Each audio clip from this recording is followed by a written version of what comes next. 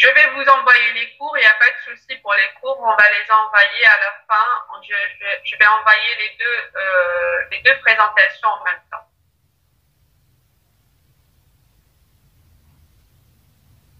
Vous avez le droit de poser vos questions. Est-ce que l'une parmi vous a été exposée à ces accidents exposant sang?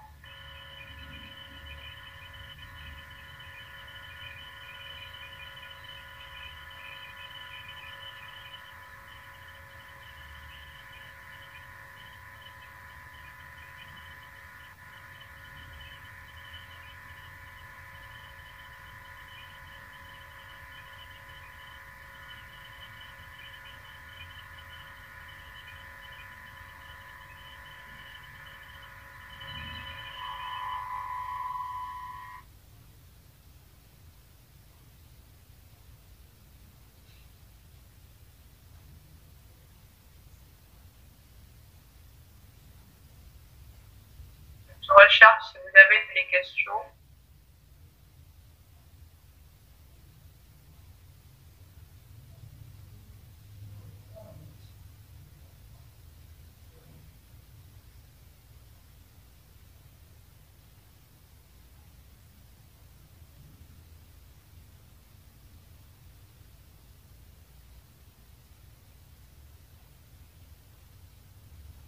Il n'y a pas eu de sang pour tout le monde?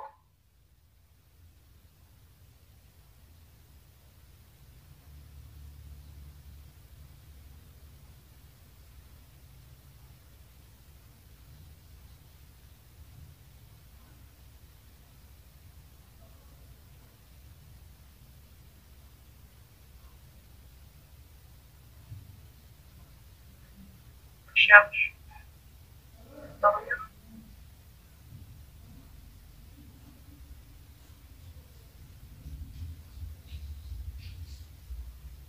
Donc, j'ai une petite question, on me dit, Benaros Jamila. Donc, elle dit, j'ai une question, on prend le vaccin de l'hépatite. Donc, le vaccin de l'hépatite, au niveau de médecine de travail, il faut vous inscrire et vous allez vous faire vacciner. C'est tout.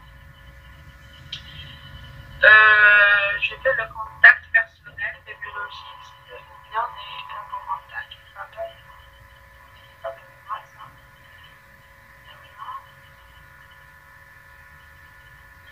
Est-ce que vous m'entendez là?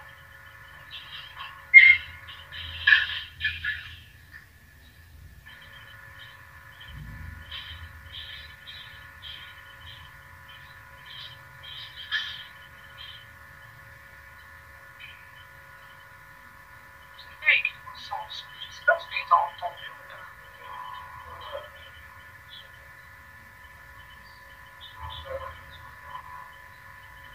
Donc, j'ai une autre question. Je travaille depuis plus de 10 ans. L'Almi Emina qui pose la question. Donc, je travaille depuis plus de 10 ans et ils ne nous ont jamais proposé le vaccin de l'hépatite B. Donc, il faut savoir que c'est votre droit de le demander. Il faut juste aller se présenter au niveau de médecine de travail et demander votre dose d'hépatite B. D'accord? C'est votre droit. C'est pas à eux de venir vous dire venez vous faire vacciner. D'accord? Il faut connaître vos droits. Comment faire pour enregistrer? Donc, je vais vous envoyer la présentation. Vous n'allez pas l'enregistrer. Est-ce qu'il y a des interactions entre le vaccin contre l'hépatite et le vaccin Covid, c'est-à-dire quand on fait vacciner en même période? Ben, de préférence, ne pas se faire vacciner dans la même période. Il faut laisser votre immunité se développer. Donc, si vous faites une hépatite, le vaccin contre l'hépatite, il faut attendre au moins 2 semaines pour faire le vaccin Covid.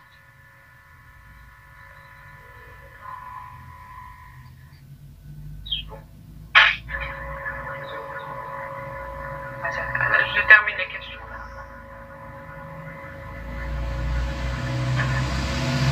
Possible, oui, je vais vous envoyer les présentations.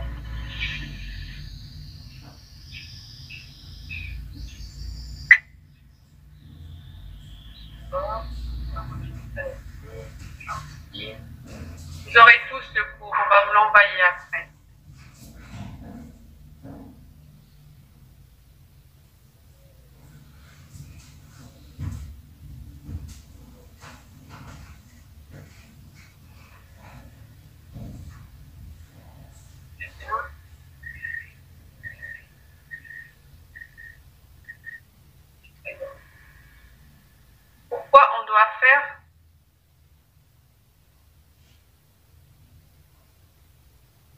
J'ai deux questions à savoir. En cas de projection, les yeux, dans les yeux, qu'est-ce qu'il y a? Ça sonne. Pourquoi doit-on faire saigner l'endroit de la piqûre ou de la plaie? J'ai dit qu'il ne faut pas faire saigner. On doit laisser couler le premier son, le laisse couler, d'accord? Après, on va laver directement, d'accord? On ne doit pas comprimer. On doit laisser saigner les premières gouttes. Donc, si vous avez une coupure ou bien une blessure, donc je laisse saigner le sang. Je ne vais pas le retenir, d'accord? Je laisse saigner les premières gouttes. Après, je commence le lavage. Donc,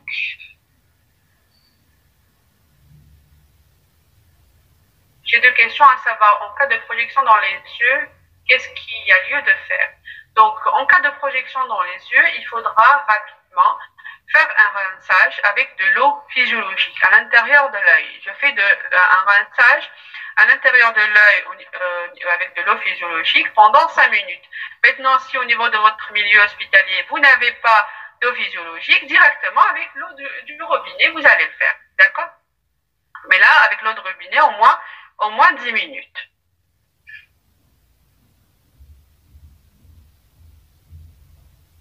Pourquoi piqûre d'aiguille refusée par le médecin de travail pour aller la tête?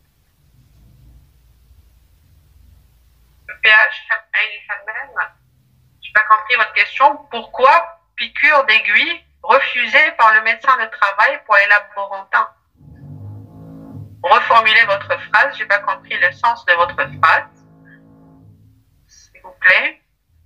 Pour le sujet victime, est-ce qu'il faut faire un rappel de vaccin après une période, par exemple, de 10 ans? Oui, il y a un calendrier vaccinal à respecter pour l'hépatite B. Il y a des rappels à faire. Pourquoi les personnels de labo, malgré leur exposition à des hauts risques,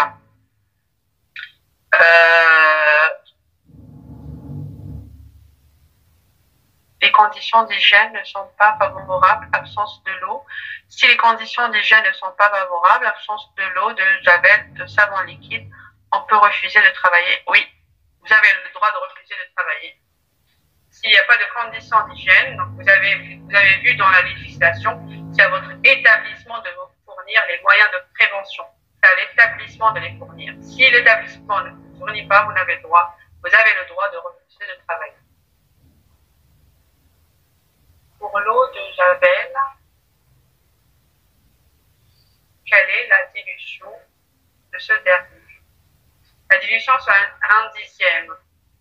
S'il est concentré. Il faut voir après, doit le refuser de ce dernier 0%. Bien sûr, il faut le refuser. 0%, c'est comme si vous êtes en train d'utiliser de l'eau. Hein. Vous n'êtes pas en train de désinfecter. D'accord? Dans un milieu hospitalier, il faut désinfecter. Il ne faut pas nettoyer uniquement, il faudra désinfecter. Je vais vous envoyer la présentation. Voir comment exclure la contagion. Donc, la prime de contagion, ça ne revient pas de mes fonctions pour vous dire pourquoi vous êtes exclu. Mais normalement, la prime de contagion, maintenant, est-ce qu'il calcule, donc, comme j'ai dit tout à l'heure, il y a des facteurs de risque. Est-ce que, au niveau de déterminer donc les classes avec la prime de contagieux, est-ce qu'il y a donc des catégories ou un calcul d'échelle pour la prime de contagieux? Ça, je sais pas. Mais je suppose qu'il y a donc une échelle de calcul. Donc, question 2, conduite à tenir pour avoir le droit de prime de passage, je ne sais pas. Covid est une maladie professionnelle. Bon, ça, vous avez vu, donc ils sont en train de demander que ça soit une maladie professionnelle à déclaration avec une prise en charge à 100%. Et là, on verra par la suite. Donc après, pourquoi ne pas presser le doigt? Pourquoi je vais presser le doigt? doigts, parce que je vais presser les doigts, ça veut dire que je vais encore faire éclater des petites vénules. Et si vous allez faire éclater, ça veut dire que vous allez propager encore plus le virus s'il est déjà présent. Voilà, email, etc. En ce qui concerne le registre AES, il n'existe pas dans notre établissement. Que doit-on faire et qu'est-ce qu'on doit mentionner dans ce dernier? Donc, normalement, tous les chefs de service possèdent à leur niveau ce registre AES. C'est un registre de déclaration des accidents exposants au sang. D'accord? Donc, il faudra tout simplement le demander au niveau de la direction et le mettre au niveau de votre service avec le cachet de votre chef de service et il sera pris en charge par le surveillant médical. Quels sont les facteurs utilisés pour protéger après contamination? Donc, après contamination, il n'y a pas de protection. Ça y est, vous avez été contaminé. Qu'est-ce qu'on va protéger? On ne va rien protéger. Vous avez été, il faudra le déclarer pour être pris en charge. Et contaminé, la médecine du travail vous prend en... Mais, bien sûr, dans l'heure qui suit votre accident. Secondaire. Bon, les effets secondaires de la sclérose en plaques et l'hépatite B, ça n'a pas vraiment été décrit dans les différentes... Donc, c'était les premières recherches qui ont décrit la présence d'une relation, d'une association entre la sclérose en plaques et l'apparition et le vaccin de l'hépatite B. Mais les sujets qui ont déclaré ou les activités de recherche qui ont déclaré qu'il y a une relation entre la sclérose en plaques et l'hépatite B, c'était déjà chez des sujets qui étaient prédisposés à la sclérose en plaques, c'est-à-dire qu'il y avait des antécédents familiaux de sclérose. Quoi faire devant l'aiguille docteur? La même chose, déclarer, désinfecter, nettoyer, le déclarer. La surveillance sérologique J0, J8, J1 mois, J3 mois et J6 mois. D'accord? C'est pas à vous d'évaluer le degré de la piqûre. Quels sont les effets secondaires de l'hépatite B? Les effets secondaires de l'hépatite B, c'est la chronicité. Donc, si vous êtes hépatite B positif, vous allez passer à la chronicité. Qui dit hépatite chronique, ça veut dire que vous allez évoluer vers une cirrhose. Et si vous allez évoluer vers une cirrhose, vous allez probablement évoluer vers un cancer. Deuxième question, pourquoi il n'y a pas de contrôle systématique du personnel de santé au moins une fois par an pour réduire le taux de contamination?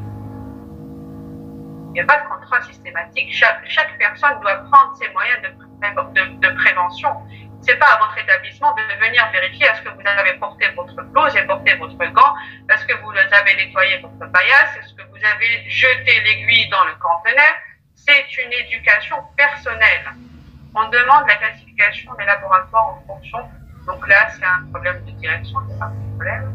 Pourquoi on fait la sérologie? J0 et J8, c'est pour connaître votre statut personnel, votre statut à vous, votre statut sérologique, qui est la personne chargée d'informer le patient sur son résultat de sérologie. C'est son médecin, d'accord? Donc déjà le patient, il doit accepter que sa sérologie soit faite, et si sa sérologie est positive, c'est le médecin le médecin qui l'a consulté. Est-ce que l'analyse de l'anti-HPS est disponible au service de médecine du travail? Ce n'est pas la médecine de travail qui va vous faire la sérologie. Médecine du travail va vous faire uniquement l'ordonnance. Il va vous écrire sérologie anti-HPS, sérologie anti-HIV, et vous allez partir dans un laboratoire qui fait les sérologies. C'est soit donc un labo d'immuno, un labo de microbiologie qui font les sérologies. Je pense qu'on va s'arrêter ici. On se retrouve service AES, c'est au niveau médecine du travail. Chaque milieu hospitalier concerné, vaccination, hépatite seulement. Tous les personnels médical est concerné par la vaccination contre l'hépatite B, que ce soit un stagiaire, un simple travailleur, tout le personnel. Pourquoi la majorité des malades de dialyse attendent l'hépatite? Pour voir parce qu'ils sont à chaque fois branchés avec ces appareils. Et si vous avez, par exemple, quelqu'un qui était hépatite positive, on peut malheureusement contaminer d'autres personnes, malgré les moyens de désinfection qui sont réalisés. Donc, on va faire une obligation de le faire pour conserver la nature. Est-ce qu'il y a des traitements utilisés comme moyen d'urgence en cas de contamination HIV positive? Oui, je vous ai dit tout à l'heure, dans la législation, on peut entamer donc un traitement prophylactique à l'AZT.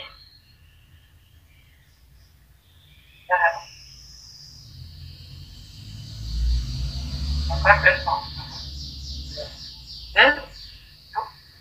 Donc, il y a un traitement prophylactique à entamer directement si vous avez un HIV positif.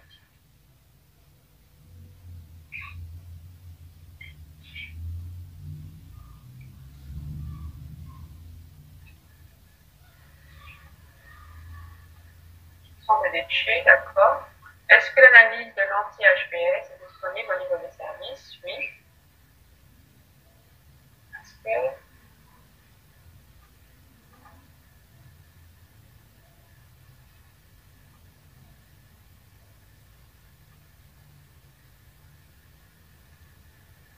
Donc, si vous ne trouvez pas la sérologie pour le pH de FNIR, si vous avez votre patient, vous avez été exposé à du sang et vous ne savez pas la sérologie de votre patient, vous avez recherché dans son dossier, vous ne trouvez rien du tout dans le dossier. Qu'est-ce qu'il faudra faire?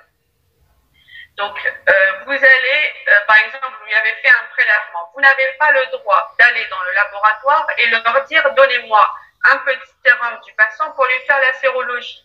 Le patient doit être consenti, doit être en accord. Ça veut dire qu'il faut partir dans le service où il est hospitalisé, ou bien son médecin doit le contacter pour que le patient donne son consentement.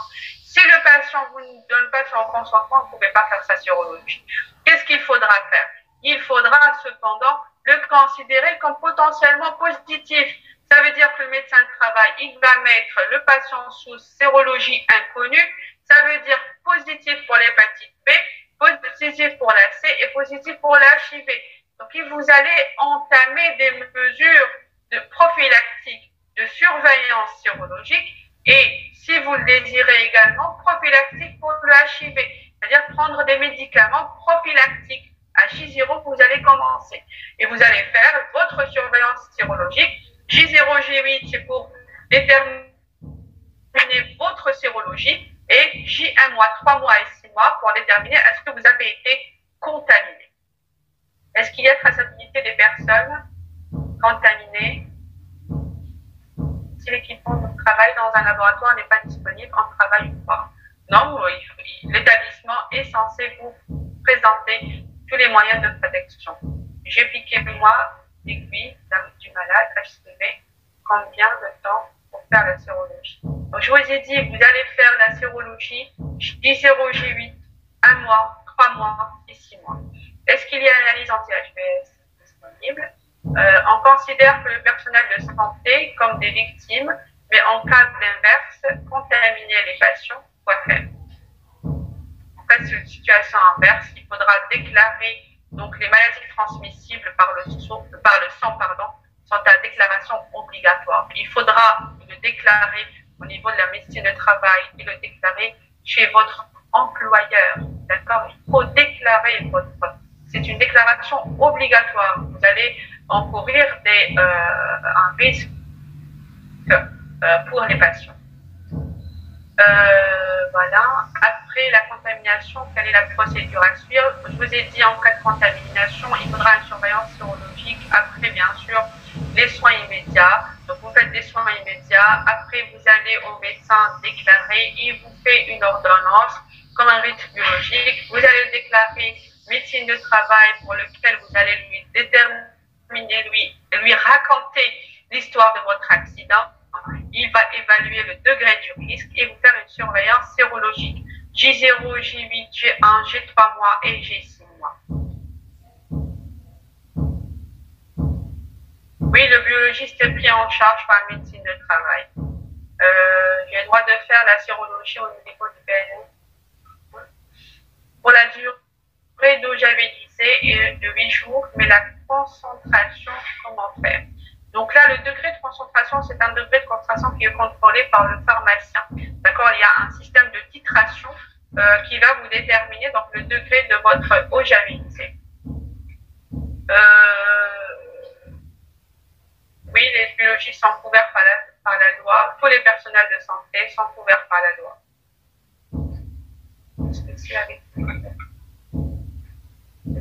La syphilis également, c'est la même procédure. Donc on va s'arrêter avec les questions pour entamer donc la deuxième présentation. Les bandelettes de sérologie, non. Il faut faire une sérologie quantitative.